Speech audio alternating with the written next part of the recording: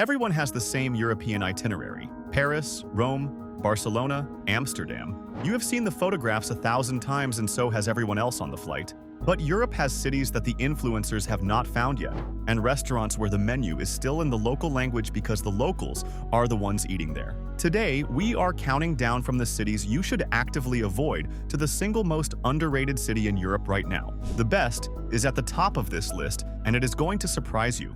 We see them. They're everywhere. On the airport line, and on this line that goes to Barcelona's main train station.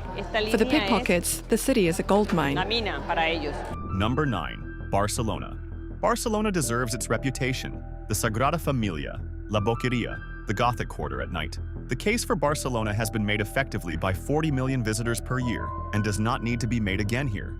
What does need to be said is what 40 million visitors actually does to a city. Organized pickpocketing networks on the metro and along La Rambla are among the most sophisticated in Europe. Bag snatching by. Moped happens with documented regularity. Local resident protests against over-tourism have turned into a sustained civic movement, including incidents where water pistols were used on tourists at outdoor dining terraces as a political statement about who the city belongs to. For senior travelers, moving at a slower pace and carrying cameras makes older visitors a preferred target for the distraction-based theft operations that are professional and highly practiced. Barcelona's Hospital Quirón and the Hospital de Barcelona both provide international standard emergency care. That medical reassurance is real. The security awareness required in the tourist zones is equally real. Cost has surged to levels generating sustained local protest and formal legislative attempts to restrict tourist accommodation. Barcelona is worth visiting. It requires specific preparation, and it is not the relaxed destination its sunny reputation suggests. That gap is exactly what puts it at the avoid end of this list. The next entry on the avoid side hides its problems behind one of the most powerful destination brands in the world. Number 8. Venice. Venice is one of the most beautiful cities ever built by human hands. The Grand Canal at dawn, the Basilica di San Marco in low winter light, the back canals where the washing still hangs between buildings, and the city feels like it belongs to people rather than to a product. All of that is real. What is also real is that Venice has fewer than 50,000 permanent residents and receives 30 million visitors per year. That ratio has produced an environment that functions less like a city and more like a themed extraction operation. Dining in the main tourist corridors is almost uniformly poor and priced at levels bearing no relationship to quality. Everything sold near San Marco exists to be purchased by someone on a train to Florence tomorrow. For senior travelers, Venice presents physical challenges the photography conceals. Hundreds of stone bridges with steps on both sides, uneven ancient paving, heat trapped in stone corridors in summer, acqua alta flooding in autumn and winter.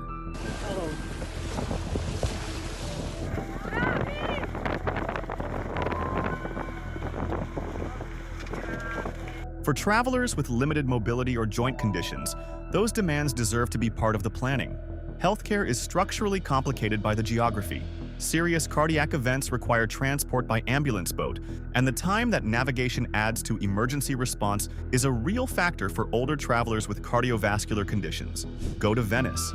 Go in February or November. Stay 3 nights. Get off the tourist routes and budget substantially more than the booking confirmation suggests.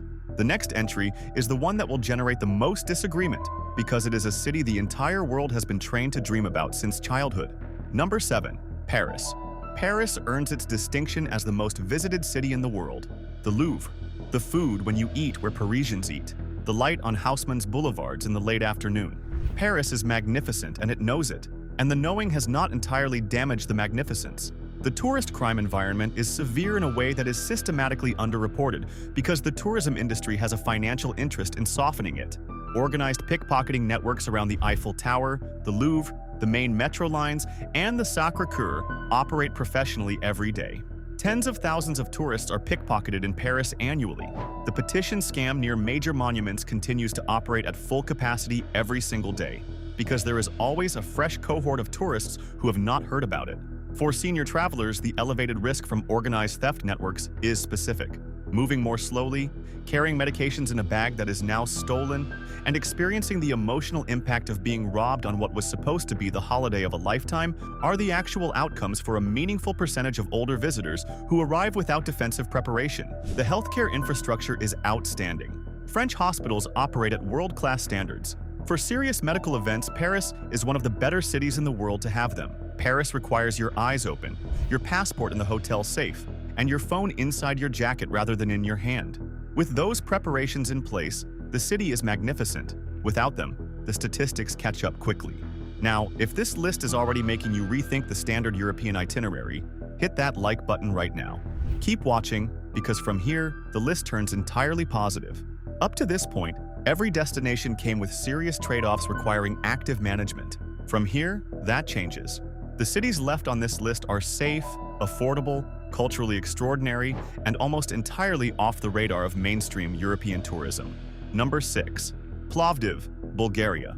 Plovdiv is one of the oldest continuously inhabited cities in Europe.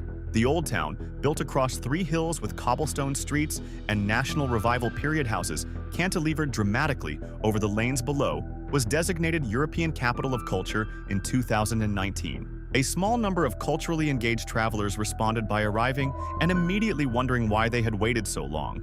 The Roman Theater at the heart of the Old Town still hosts concerts in summer.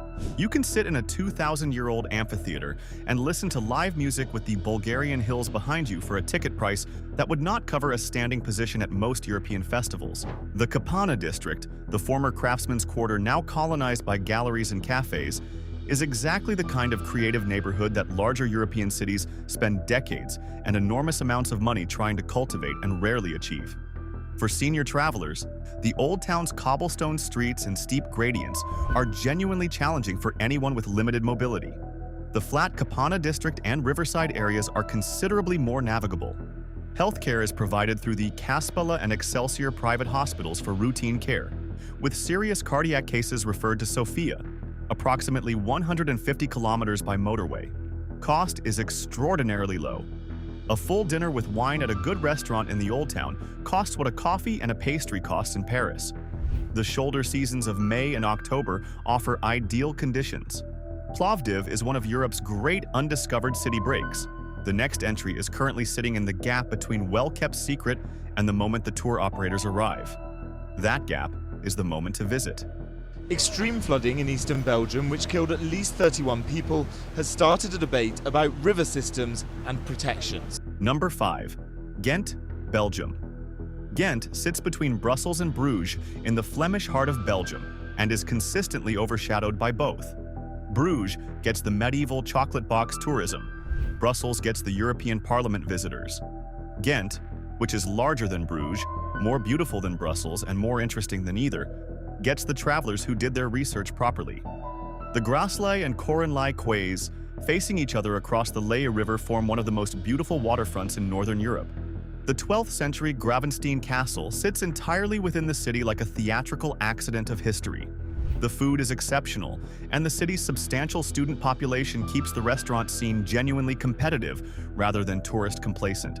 For senior travelers, Ghent is one of the most practically accessible cities on this list. The historic center is relatively flat, the cobblestone areas are manageable and largely navigable by the excellent tram system, and the pace of the city is genuinely unhurried.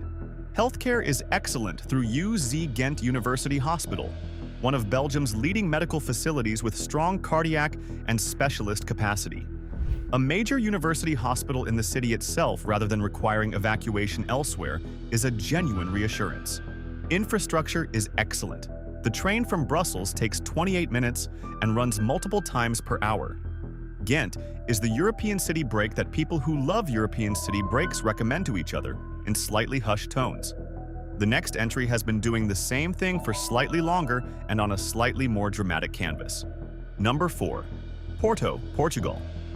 Porto has been discovered, and it is important to acknowledge that upfront. The low-cost airline connections arrived, the boutique hotels opened, and the traveler who previously went to Lisbon started going to Porto when Lisbon got expensive.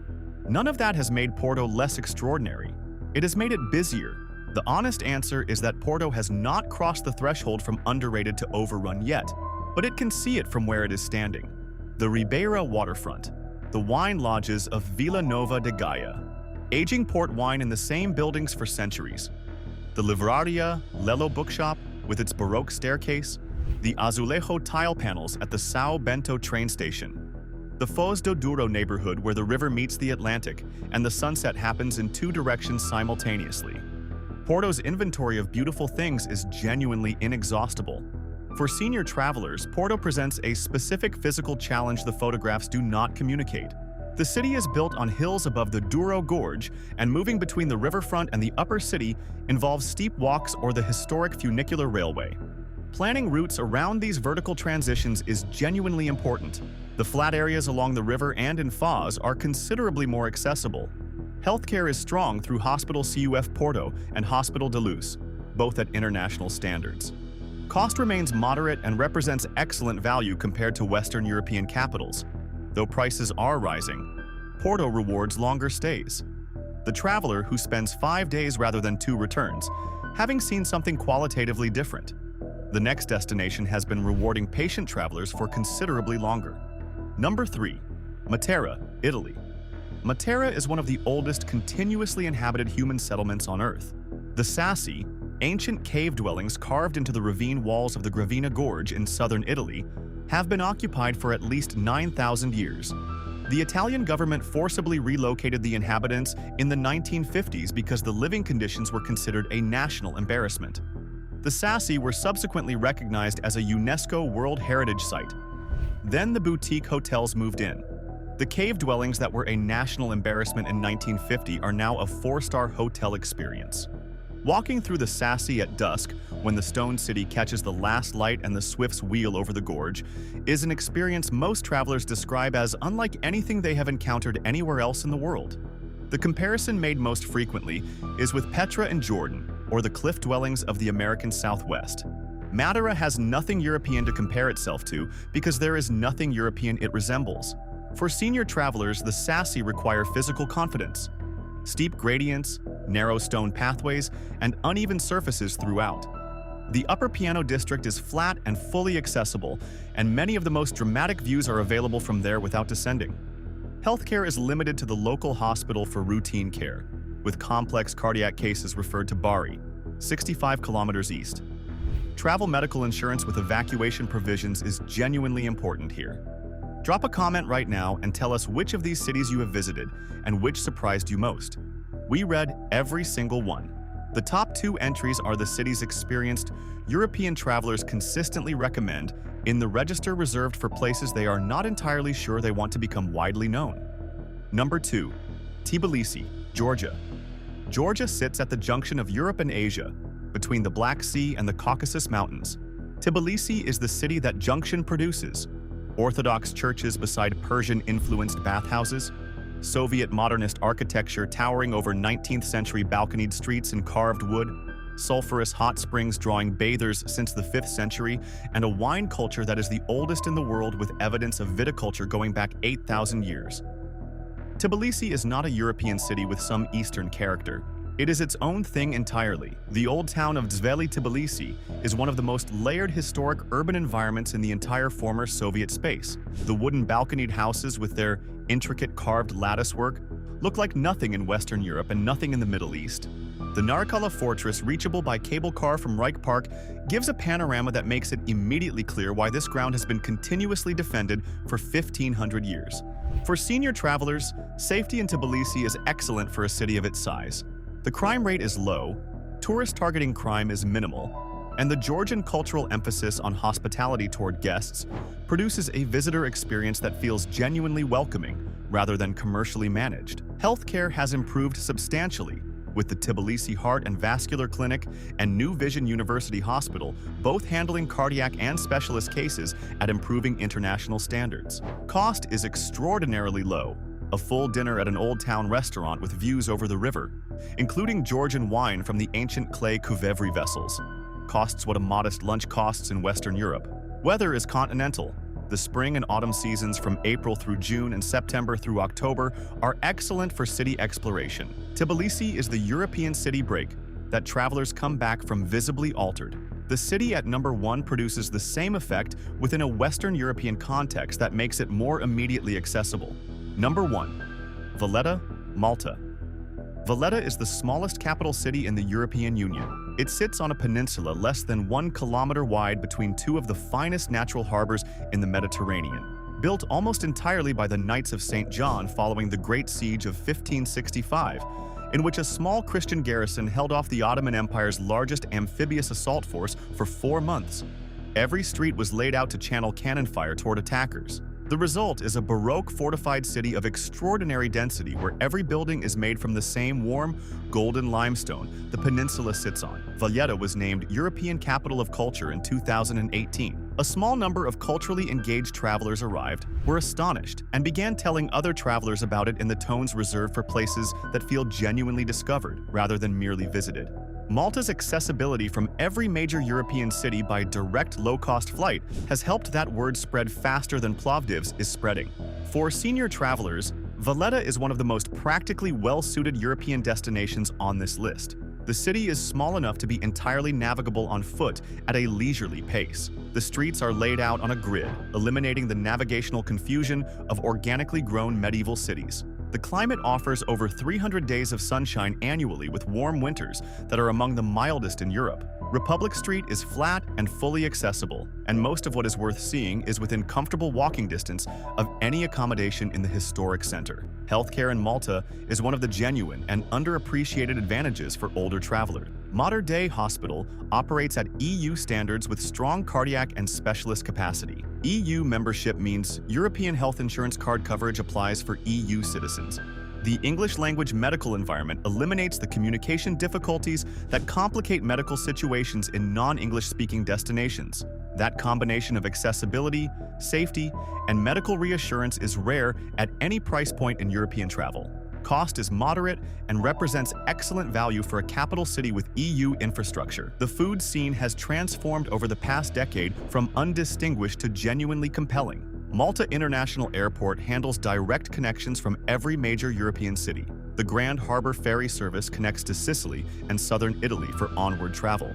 Here is the honest truth about Valletta that makes it number 1. It is not the most dramatic destination we have covered. Tbilisi is more singular, Matera is more visually astonishing, Porto is more romantic, but the best underrated European city is not necessarily the most dramatic one. It is the one that fits how you travel, delivers what it promises consistently, and allows you to be genuinely present and genuinely at ease rather than vigilant and defensive.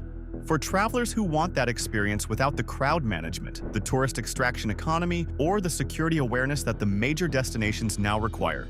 As the price of admission, Valletta is the answer. Hey, thanks for watching. We are covering the most underrated cities in Asia next week, and at least 2 of the entries are going to be cities you have never once seen on a travel list before. Click on the left. I'll catch you there.